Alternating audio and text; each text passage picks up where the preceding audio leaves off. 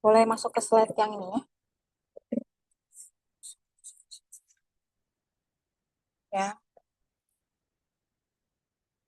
Metode menyederhanakan suatu persamaan dengan banyaknya parameter atau variabel menjadi persamaan dengan sedikitnya variabel atau parameter. Jadi ini nanti saling bergantung ya.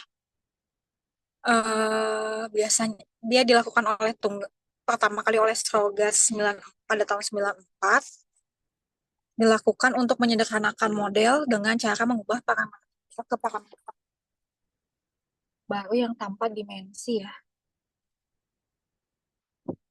Hey, ini adalah contoh metodenya. Contohnya adalah ini masih sama yang saat di awal. Saya punya persamaan model baru, di mana x dot bergantung terhadap x dengan x, lalu bergantung juga terhadap variabel xy, dan berikutnya sama, y pun bergantung terhadap x dan bergantung terhadap variabel xy. Oke, lanjut. Nah, contoh pendimensionalan kita eh, kan menyederhanakan parameter. Jadi persamaan yang dimensi satu dimensi gitu kan.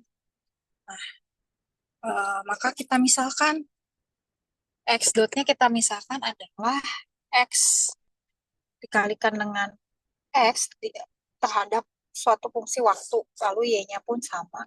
Sehingga nanti fungsi xy-nya diganti dengan fungsi yang baru yaitu x dengan dot x, lalu y-nya pun ada y dot y gitu kan. Sehingga ini menjadi akan lebih sederhana betul. Yang tadinya dua, mungkin jadi akan satu persamaan. Boleh next ke bawah. Nah ini yang tadi saya bilang. Jadi kan dia lebih sederhana ya. A-nya itu, T-nya kita bisa tahu adalah seper A, Y-nya adalah A per B. T topi sama Y topinya. Nah itu tinggal disubstitusi aja sehingga dapat nilai X yang barunya dan Y yang barunya.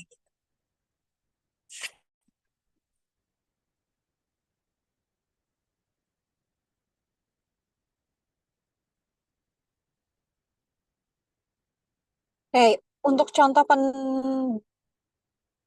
pendes, pen, penon dimensional, contoh kasus sederhana biasanya saat di mata kuliah matematik. Kalian udah belajar pemodelan matematik belum sih?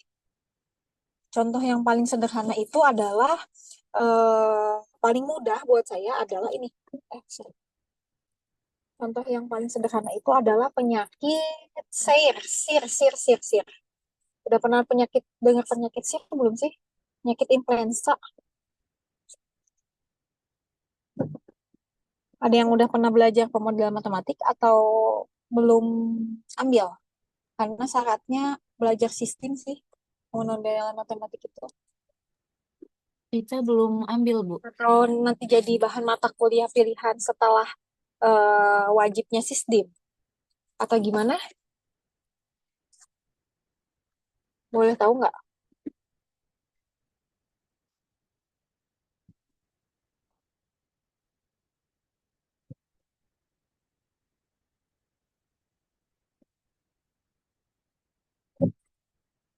Sepertinya di semester depan, Bu, soalnya dari Nggak kedengeran ya.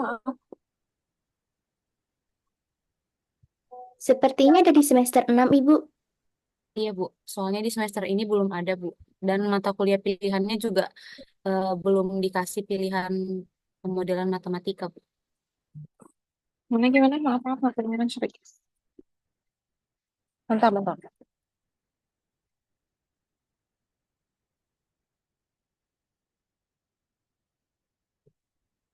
Mana untuk mata kuliahnya gimana?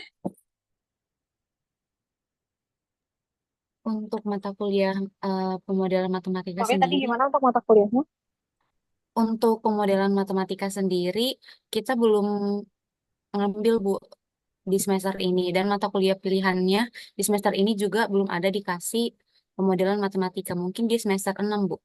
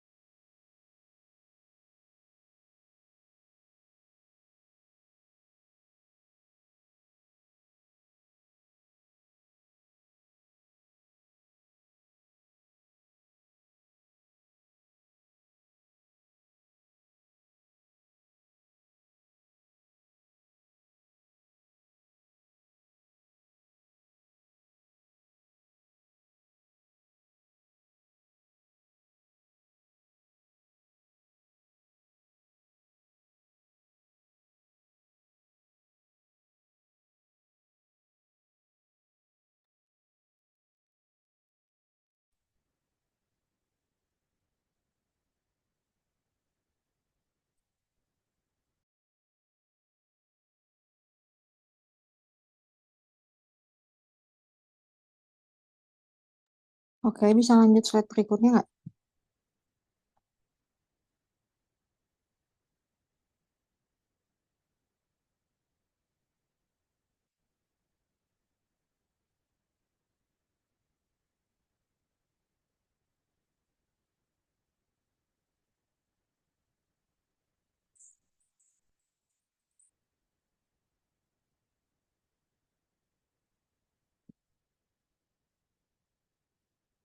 Oke, hmm, lalu kita pilih sekarang adalah biar nggak keluar lagi variabel yang A, B, C, D, kita ganti variabel C per A-nya itu menjadi, sorry, A per D-nya itu kita pilih asumsikan jadi A per D-nya itu sama dengan X topi. Lalu alfanya itu adalah C per A. Jadi dengan substitusi baru kita dapat do Y topi per DT-nya itu min alfa Y ditambah X topi Y topi gitu ya. Nah, untuk solusi di persamaan 18, mohon dilakukan analisis pada sistem non-dimensional yang diperoleh pada persamaan 18. Jadi saya minta ini jadiin tugas ya, yang di problem mohon dijadikan tugas ya. Baik, Bu. Hmm. Nah, ini yang tadi saya bilang cerita kalau misalkan sekarang biasanya penondimensionalan itu modelnya biasanya pada seringnya ditemuinya di pemodelan matematik sih. Karena di pemodelan matematik terutama itu SIR gitu kan. Lalu modelnya SEIR, lalu model-model penyebaran penyakit terutama itu banyak turunan seperti ini, seperti di example 4.2 yang selanjutnya gitu ya. Ada dx per dt ax min bx y min ax kuadrat dy per dt sama dengan min cy plus dxy gitu. Nah, ini kan kita misalkan nih variabelnya adalah x-nya itu adalah x per x topi.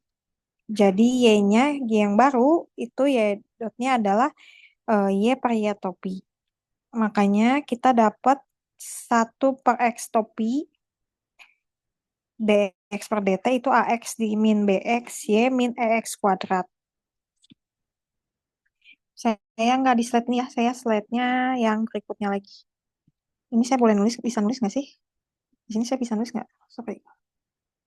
Oh nggak bisa ya, harus saya yang coba saya yang saya screen kalau kayak gitu. Ini di iniin aja dulu. Coba saya yang share screen biar saya bisa nulis.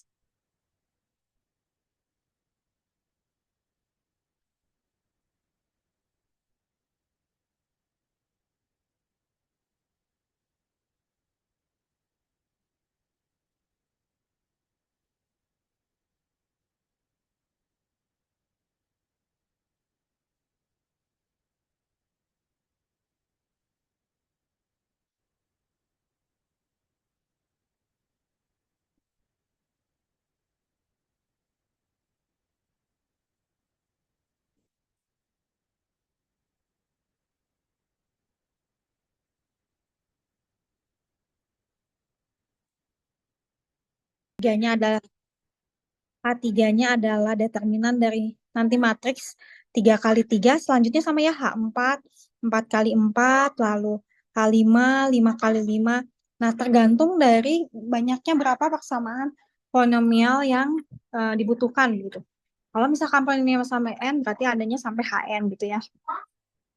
Nah, teorema yang mendukung adalah semua akar dari polinomial di atas adalah negatif atau memiliki bagian real negatif jika dan hanya jika determinan dari suatu matriks Lewis adalah positif. Jadi kalau determinannya positif, maka akar-akarnya akan eh, memiliki nilai yang bagian realnya adalah yang negatif gitu ya. Akar-akarnya akan negatif kalau misalkan determinan dari Lewis-nya positif. Nah, ini untuk contoh yang ini yang pertama. Saya bisa nggak ya nulis ya? Bentar. Nah, ini bisa. Nah, untuk contoh yang pertama, definisi yang matriks Lewis yang pertama yang untuk 4 kali 4. Saya punya H1-nya adalah 8. Ini lebih besar dari 0. Lalu H2-nya itu berarti berapa? 128 ya? Lebih besar dari 0 juga ya. Lalu H3-nya berapa?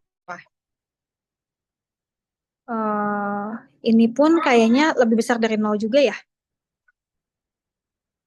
Lalu H4-nya berarti semua akar-akarnya di sini adalah bernilai negatif. Gitu ya.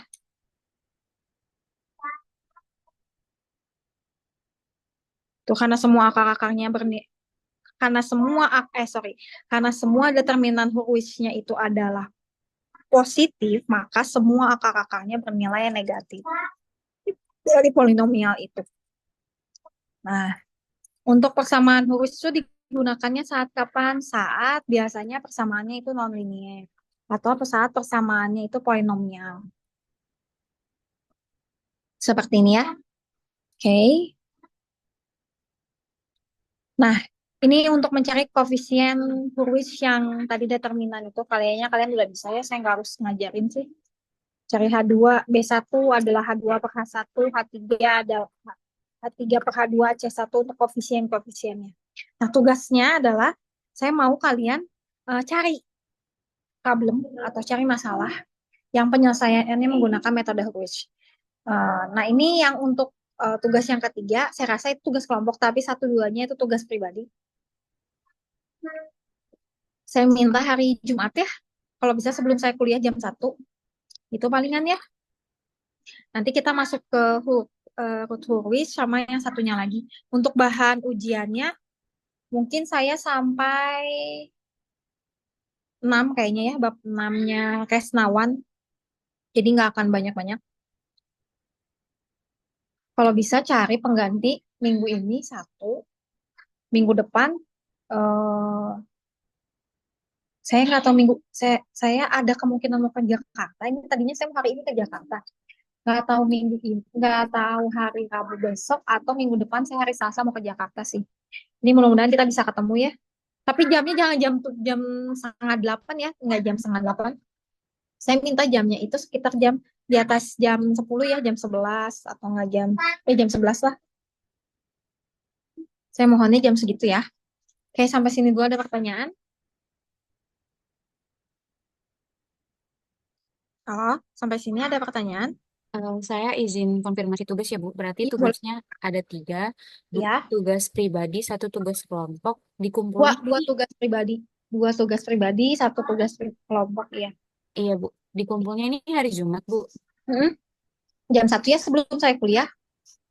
Jadi saya bisa koreksinya sebelum saya kuliah gitu. Eh, Bu, kita boleh minta kelonggaran nggak Bu buat deadline kumpul tugasnya? Soalnya minggu ini kita, terutama hari Jumat itu 4 matkul, 4-empatnya lagi ngumpulin tugas Bu. Karena kan minggu ini minggu terakhir sebelum UTS Bu. Jadi ngumpul artikel gitu Bu. Oh, boleh, boleh, boleh. Hari Sabtu tuh ya, pagi-pagi. Sabtu pagi ya Bu. Iya, Sabtu pagi aku. Ya, kan orang lain mau bikin artikel, saya mah nggak bikin artikel loh. Iya Bu. Iya, Sabtu pagi aja tuh ya. Sabtu pagi jam 8 lah, gitu Jam paling. Ya, oke. Siap. Makasih ya. Iya Bu. Ya, oke. Terima kasih Assalamualaikum. Bu. Ya.